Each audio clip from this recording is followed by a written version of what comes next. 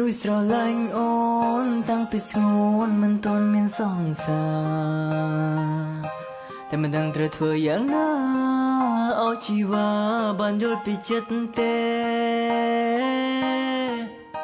លួយកាត់ពីអនថ្ងៃចង់សារពីប្រាប់ស្រណៃតែមិនហ៊ានទេព្រោះមៀងមេនឹងបងទើបស្គាល់គ្នាតែយូរទៅអារម្មណ៍នេះក៏ស្រលាញ់អូនខ្លាំង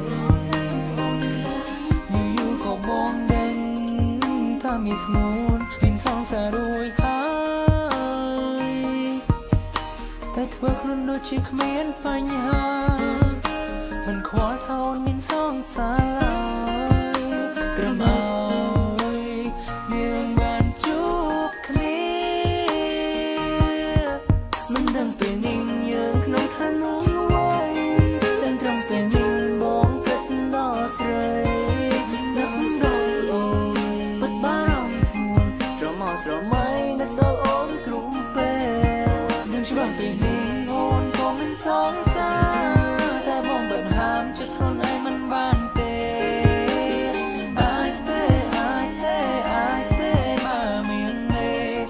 ស្រឡាញ់គេមកស្រឡាញ់បងវិញ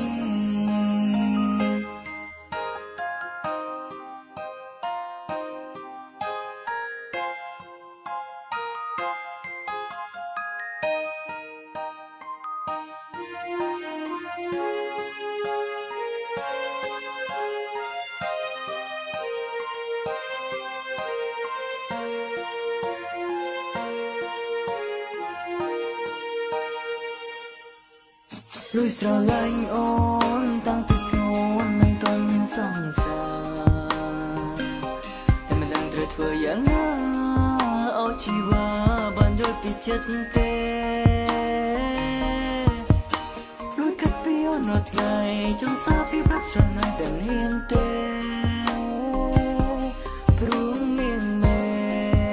នឹងបងទើបស្គាល់គ្នាតែយូរទៅអារម្មណ៍នេះក៏ស្រលាញ់អូនខ្លាំងយូរក៏បងដឹងថាមានស្ងួនមានសង្សាររួយហើយតែធ្វើខ្លួនដូចជាគ្មានបញ្ហាមិនខ្វល់ថាអូនមានសង្សារត្រឹមអើយយើងបានជួបគ្នាមិនដឹងពេលនេះយើងក្នុងឋានៈអ្វីតែត្រឹមពេលនេះបងគិតដល់ស្រីនឹកដល់អូនបាត់បារម្ភស្មួនស្រមោស្រមៃនឹកដល់អូនគ្រប់ពេលនឹងច្បាស់ពេលនេះអូនក៏មិនសង្សារតែបងបានហាមចិត្តខ្លួនឯងមិនបានទេបើមានមេជប់ស្រឡាញ់គេមកស្រឡាញ់បងវិញយើងក្នុងឋានៈអ្វី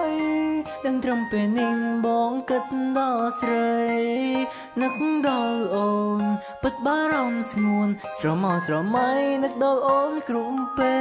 លនឹងច្បាស់ពេលនេះអូនក៏មិនសង្សារតែបងបានហាមចិត្តខ្លួន